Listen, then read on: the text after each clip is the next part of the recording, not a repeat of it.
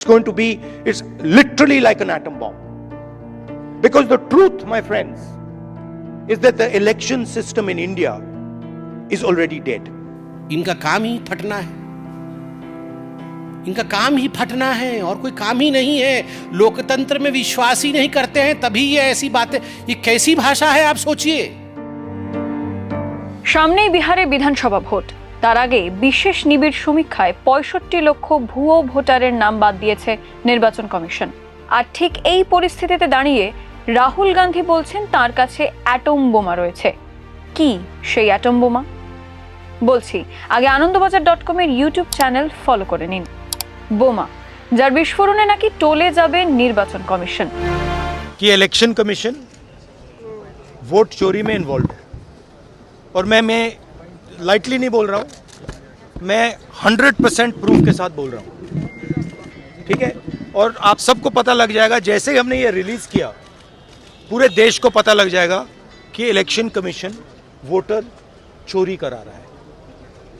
किसके लिए करा रहा है? किसके लिए करा रहा है? बीजेपी के लिए करा रहा है।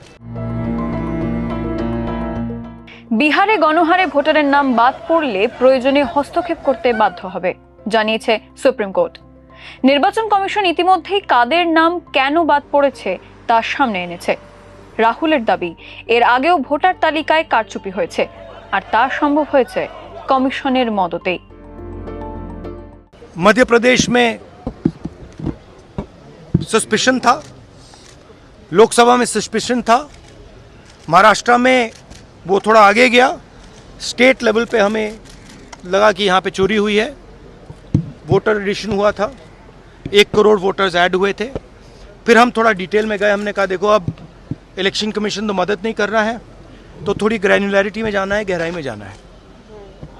तो हमने अपना ही इन्वेस्टिगेशन करवाया, उसमें 6 महीने लगे, और जो हमें मिला है वो एटम बॉम्ब है। मतलब एटम बॉम्ब है, फटेगा तो आप इलेक्शन कमीशन आपको दिखेगा नहीं हिंदुस्तान में। देश में किसी भी संवैधानिक संस्थान के ऊपर एटम बम नहीं फटना चाहिए। अगर वो एटम बम फोड़ेंगे तो हम संविधान को बचाएंगे। एक हाथ में, एक पॉकेट में हाथ डाल करके हमेशा धमकी भरे अंदाज में ही बात करते हैं। मुझे तो कभी कभी लगता है कि पता नहीं, हिंदी पिक्चर में विलेन जैसे हमेशा एक पॉकेट में हाथ डाल के कुछ ना कुछ बोलता रहता है, विरोध में फट जाएंगे, मार देंगे, उसी प्रकार से ये करते रहते हैं।